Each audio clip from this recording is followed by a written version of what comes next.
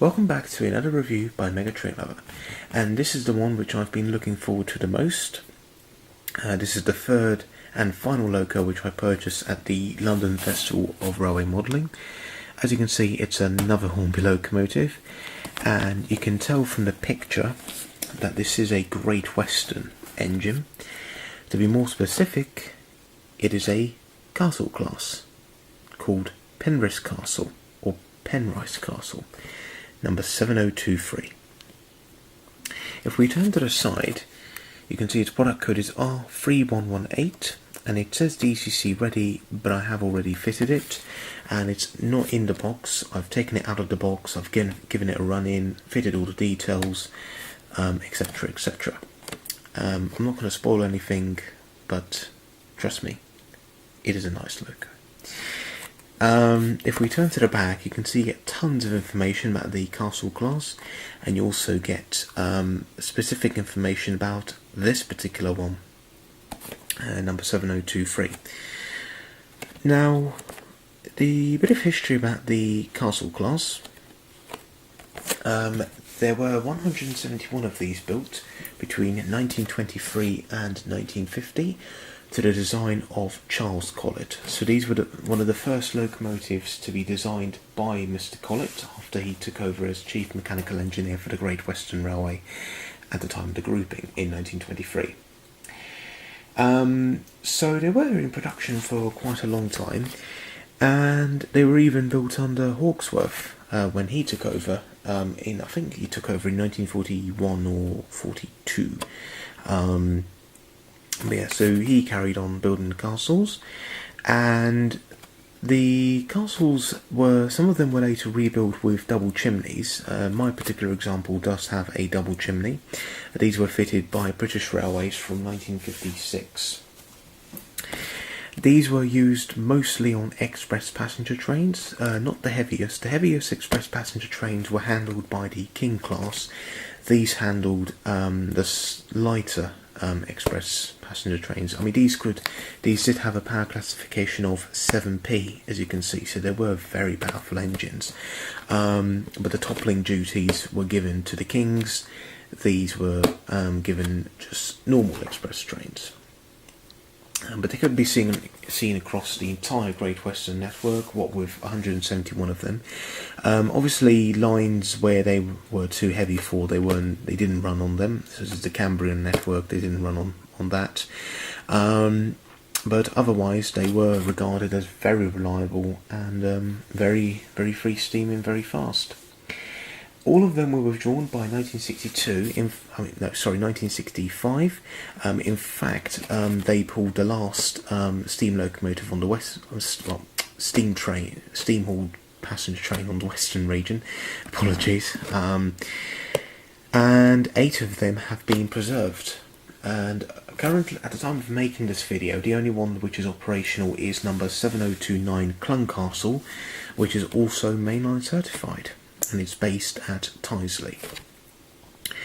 So yeah, sadly though, this particular example, 7023, was withdrawn and scrapped. But not to worry, because it's now represented in model form. Now we're going to just put the box to one side, and here we have the engine, and I have separated the tender. The tender is just here. First we'll have a look at the engine, which, as you can see, is, wow.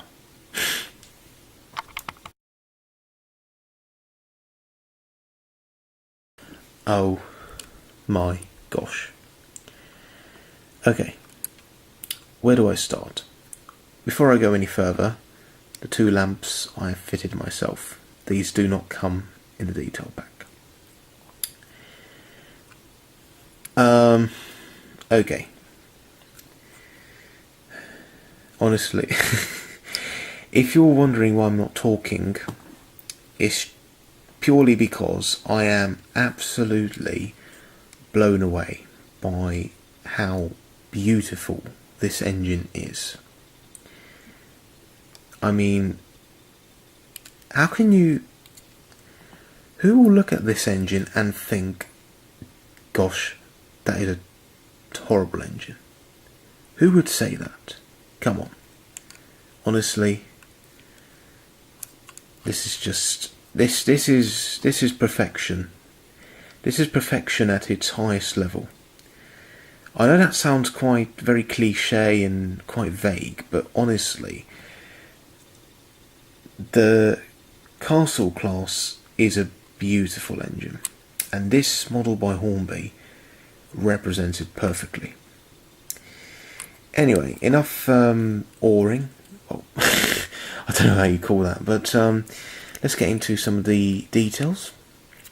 So you get sprung buffers, a very, very characteristic look of a GWR engine, as well as very characteristic GWR valve gear. So you have the slide bars there, which is all very characterful. There's the nameplate, Penrice Castle. If we just... yeah, there you go. Just behind the nameplate you can see the reversing bar. You get the typical GWR safety valves just there, as well as the GWR style double whistles. And as you can see, it has got a double chimney, because this was one of the examples that was rebuilt with a double chimney by British Railways in the late 50s. If we turn to the other side. Oh, now another thing I must point out is the weight of it. It is quite heavy, so this will have no traction problems whatsoever. You can see the tapered boiler, which is really very typical of the GWR and very nice. You see the steam pipes, again the GWR style valve gear. You get handrails running along both sides of the boiler and then curving round at the top, just there. You get separately fitted smoke box starts, lamp irons. The cylinder cocks were already pre-fitted. The brake rods I fitted myself. And you get riveting around the cab, just there. And talking of the cab, wow, just look at that. You can see the reverser just to the right, see the regulator in the middle, all the pipes. You even get the brake handle just there. And if I look correctly, you can see just behind the reverser, just there, just behind the reverser, that is the GWR ATC, or automatic train control, which was the safety system developed by the GWR in the, well, I think it was the 1910s or early 21st century, early 20th century. Sorry, not 21st, 20th. Sorry about that. So yeah, honestly, just looking at the engine just makes you think, wow. And we haven't even got to the tender yet. Obviously the engine is the main part of the loco, but wow, it's just stunning, absolutely stunning. There's no words. It's a beautiful locomotive. But let's not leave the tender out, so we'll have a look at what that is like. I forgot to mention, you also get the I think this is the speedo. This is what's connected to the speedo in the cab, the speedometer, and that is separately fitted, and it is connected to the coupling rod, which is very realistic. So we put the engine down, and let's have a look at the tender.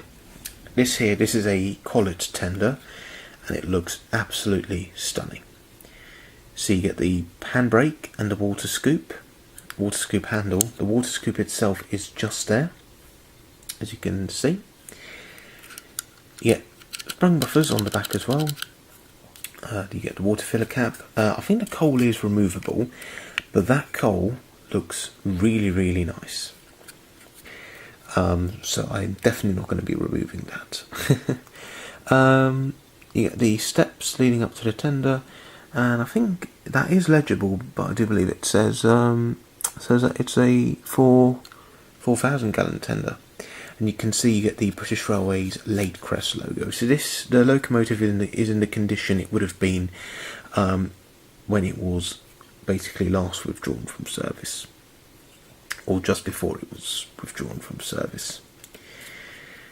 So yeah, I mean, all in all, I really don't have too much to say. Let's put the tender down. This model is just, well, I think I'm just going to stop talking.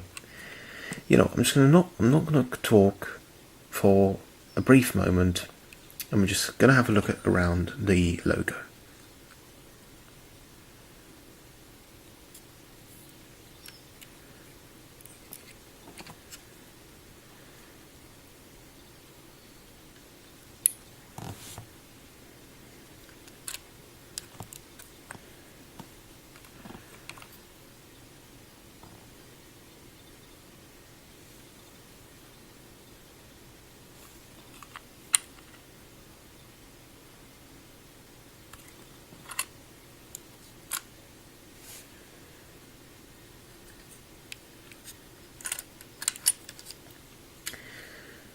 So yeah, there's nothing much to say really. We'll put it on the track and see whether she can blow us away even more.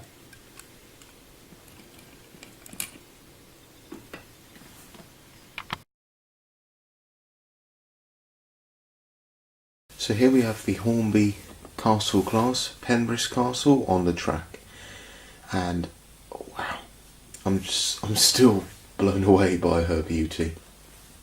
But as I said, let's see if her performance can blow us away. So let's select her number and watch her go.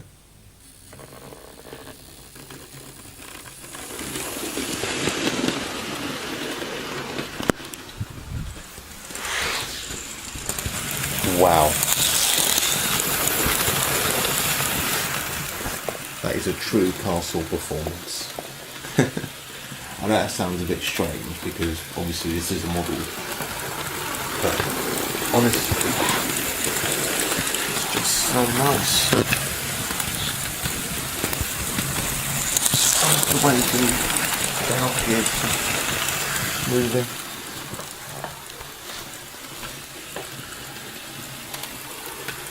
Let's get a few shots of her later.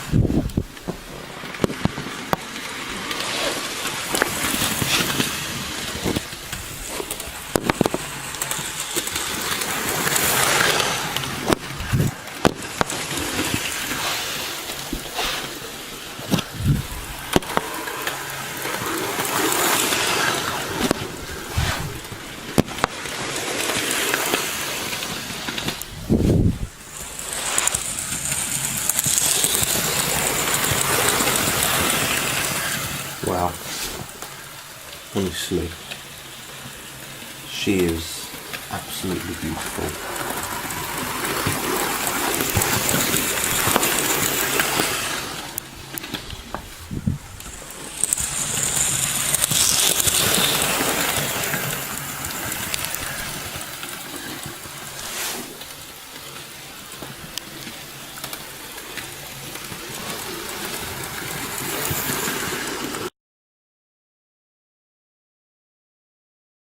So just to conclude this video, she is highly recommended.